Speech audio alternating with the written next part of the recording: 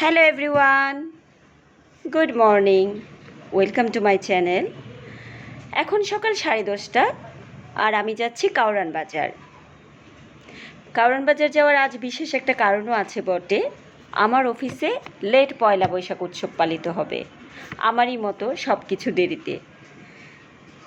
আমরা নিজেরাই রান্নাবান্না করব, আর সেই জন্য আমার ভাগে পড়েছে দুধ পুলি পিঠা। পিঠা বানানোর জন্য অনেক উপকরণ দরকার, যা আমার বাসার আশেপাশে খুব ভালো পাওয়া যায় না। সেই জন্য কাউরান বাজার যাচ্ছি। পাশাপাশি আমার সপ্তাহের বাজারটাও করে ফেলবো সেখান থেকে।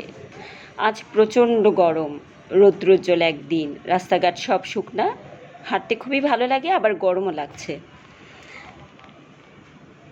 সঙ্গে থাকুন।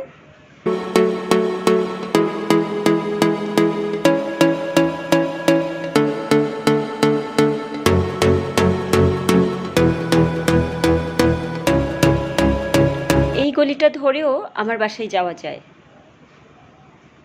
হাঁটতে হাঁটতে চলে এলাম খামার বাড়ি।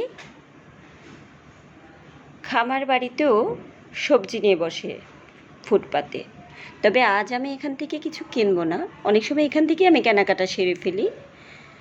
সকালবেলা এখনও সব দোকান খুলেনি, আর লোকজন মালপত্র নামাচ্ছে, ট্রাক ভর্তি তরমুজ। এই গরমে তরমুজ খেতে খুবই ভালো লাগবে, যদিও আমি আজ তরমুজও কিনবো না, কারণ আমার বাসায় তরমুজ আছে।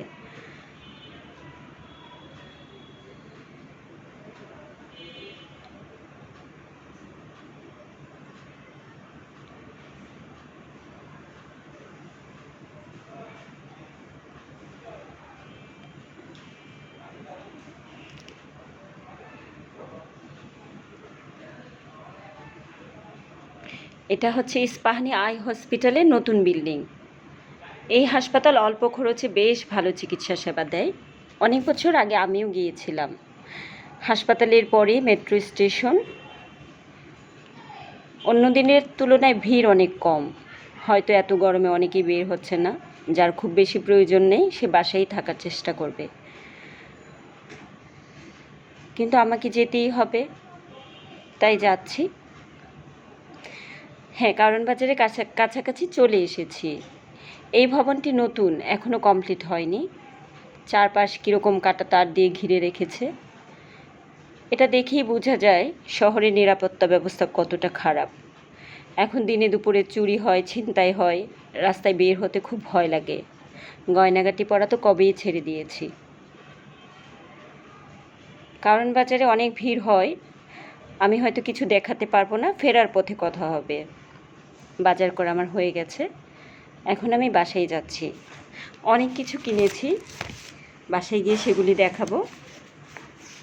আর এরকম রাস্তায় একা একা যেতে আমার গুনগুন করে গান গাইতে খুবই ভালো লাগে। একা একা আপন মনে খুব ধীরে গান গাই। ভোর কি বেলা সুহানি নদিया के पारे, मैं कहूँ मत करो चंदा इस गली की फिरे। भोर की बेला सुहानी नदिया की पारे। ওহ, এত গরম, কখন বাসায় পৌঁছাবো, তারপর লেবুর শরবত খাবো। যাই, বাসায় গিয়ে আবার কথা হবে।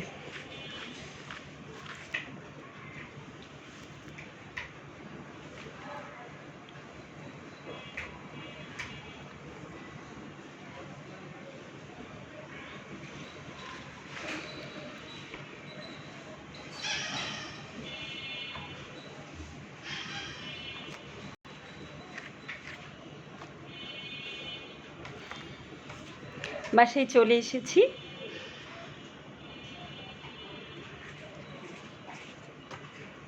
কাঁচা আম কিনেছি, দেশি কাঁচা আম 2 কেজি 60 টাকা। আর অনেক মাছ কিনেছি, ছোটো মাছ, বড় মাছ। বাজার করে অনেক ক্লান্ত হয়ে গেছি, আমার হাতগুলি অবশ হয়ে গেছে, আসলে হাতে কোনো কাজই উঠছে না। জানি না কিভাবে মাছগুলি কাটবো। একটা বড় মাছও কিনেছি, কিন্তু অত্যন্ত দুঃখের বিষয় মাছটা কাটিয়ে আনতে পারিনি। মাছ কাটানো দোকানগুলিতে প্রচণ্ড ভিড়, লাইনে দাঁড়ালে অন্তত 30 মিনিট আরও আমাকে অপেক্ষা করতে হতো।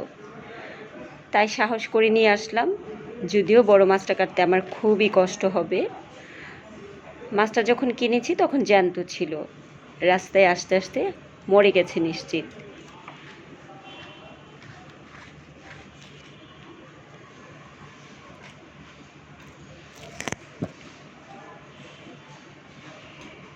এইগুলি ইলিশ মাছের বাচ্চা বা জাটকা, সাথে অনেক কাচকি মাছও আছে।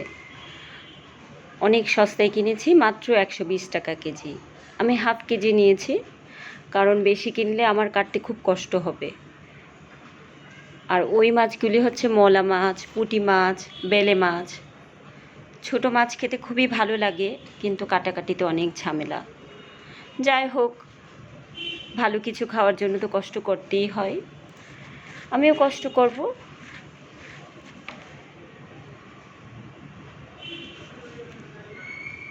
বড় মাছটা তো আমি ব্যাগ থেকে খুলতেই পারছিলাম না।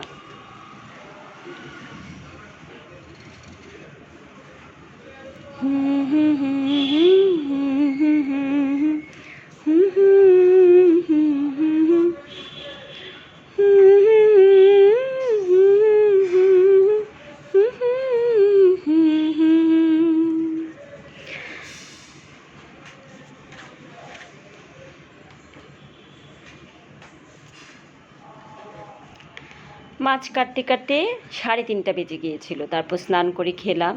আর আমি আরও অনেক কিছু কিনেছি, তার মধ্যে কিছু দেখাচ্ছি। এখানে বাদাম, তিল, খেজুর গুড়। বিকেলবেলা ছাদে উঠেছি গাছগুলিতে জল দেওয়ার জন্য। ছাদে উঠলেই আমার মনটা ভালো হয়ে যায়। এত গরমেও আমার গাছগুলি বেশ ভালো আছে। এরকম করেই একটা একটা করে দিন পার হয়ে যায় জীবন থেকে, কখনো আনন্দে, কখনো দুঃখে। আমি আমার ভালো লাগা মন্দ লাগা সব কিছুকেই উপভোগ করি। শুধু ভালো লাগাটাকেই নিব আর মন্দটাকে নিব না, তা তো হয় না। জীবনে সব কিছুই থাকবে, কখনো সুখ, কখনো দুঃখ।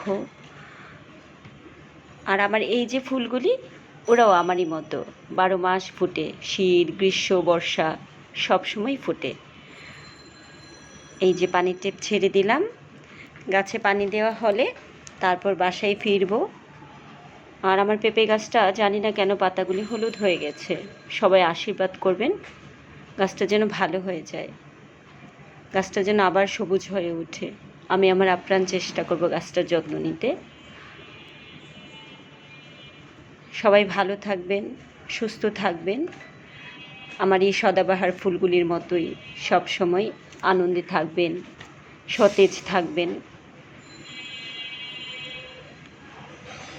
আর প্রকৃতিকে ভালোবাসবেন, প্রকৃতি আপনাকেও ভালোবাসবে। তাহলে সবাইকে অনেক ধন্যবাদ।